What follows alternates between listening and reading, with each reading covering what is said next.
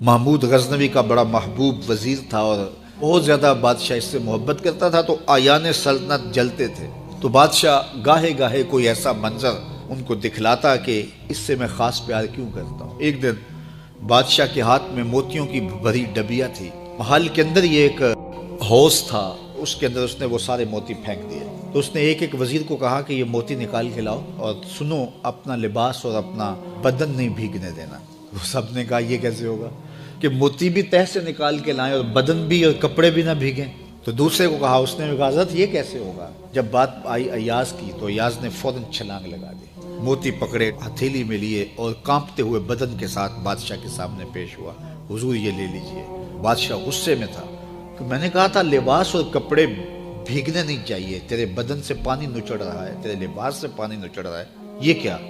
تو ایاز نے ہاتھ باندھ کے کہا، بادشاہ سلامت، آپ کے دو حکم تھے۔ ایک حکم یہ تھا کہ موتی نکال کے لانے ہیں، دوسرا حکم یہ تھا کہ بدن بھیگنا نہیں چاہیے۔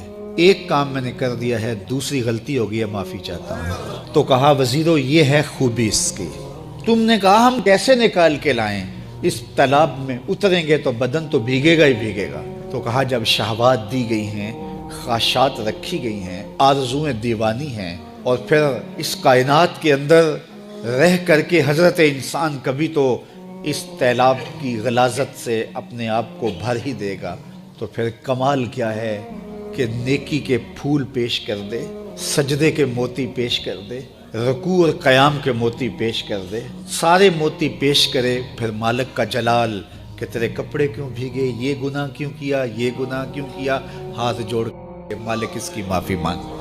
تو اللہ تعالیٰ پچھلے گناہ نہ صرف معاف کرتا ہے بلکہ ان گناہوں کو نیکیوں میں تبدیل کرتا ہے۔